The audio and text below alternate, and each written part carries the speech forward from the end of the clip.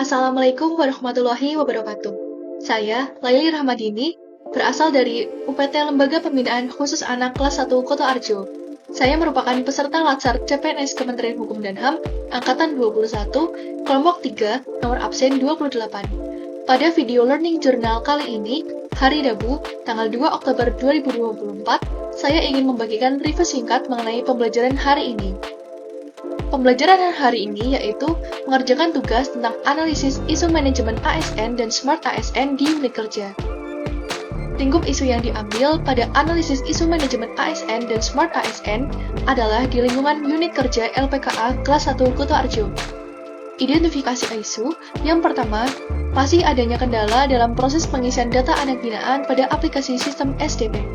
Yang kedua, masih rendahnya kesadaran pegawai dalam disiplin kehadiran sesuai jam kerja yang berlaku pada LPKA kelas 1 Kuto Arjo. Yang ketiga, masih kurangnya sarana dan prasarana dalam pelayanan kunjungan di LPKA kelas 1 Kuto Arjo. Kemudian, saya menjabarkan deskripsi isu menggunakan data dan fakta. Yang pertama yaitu, masih adanya kendala dalam proses pengisian data anak binaan pada aplikasi SDP. Berdasarkan data dan fakta, yaitu sering terjadinya down system pada aplikasi SDP. Yang kedua, kurangnya kompetensi pegawai dalam mengelola data. Yang ketiga, belum adanya buku panduan yang dicetak untuk petunjuk pengisian aplikasi SDP.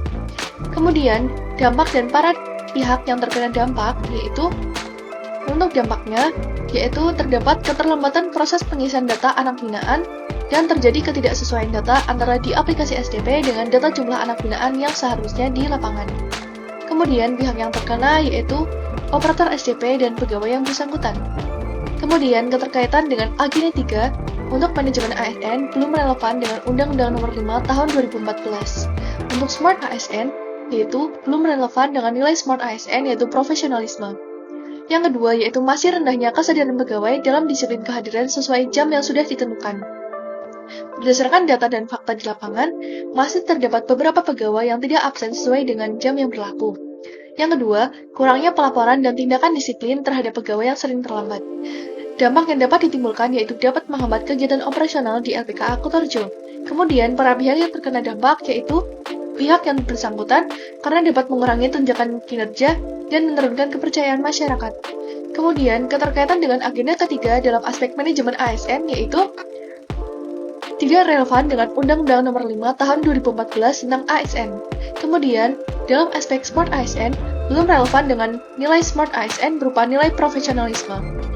Selanjutnya, yaitu masih kurangnya sarana dan prasarana dalam pelayanan kunjungan di LPKA kelas 1 Kuto Arjo. Berdasarkan data dan fakta di lapangan, yaitu ruang kunjungan tidak memadai, jumlah pengunjung yang sering meningkat, dan terdapat tempat duduk yang sudah rusak. Dampak yang dapat ditimbulkan yaitu pelayanan kunjungan menjadi tidak optimal dan menimbulkan ketidaknyamanan bagi pengunjung. Para pihak yang terdampak yaitu masyarakat yang seharusnya memperoleh kemudahan dalam memperoleh layanan. Keterkaitan dengan agenda 3 dalam aspek manajemen ASN yaitu petugas layanan kunjungan yang adaptif dan kompeten dalam memberikan pelayanan kepada masyarakat menunjukkan sikap mengerjakan tugas dengan cermat dan disiplin.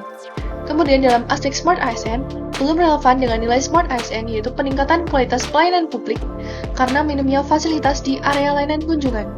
Kemudian, penerapan isu prioritas saya menggunakan teknik analisis isu USG yaitu Urgency, Seriousness, dan Growth. Kemudian, berdasarkan analisis USG yang dilakukan diperoleh hasil nilai tertinggi yaitu isu kendala dalam proses pengisian data anak binaan pada aplikasi SDP. Kemudian, penyebab isu. Saya menggunakan diagram fishbone. Dari diagram fishbone diketahui bahwa akar penyebab masalah kendala dalam proses pengisian data anak binaan pada aplikasi SDP adalah kurangnya informasi, terjadinya down system pada web, dan belum adanya buku panduan penggunaan aplikasi SDP. Sekian review singkat dari saya.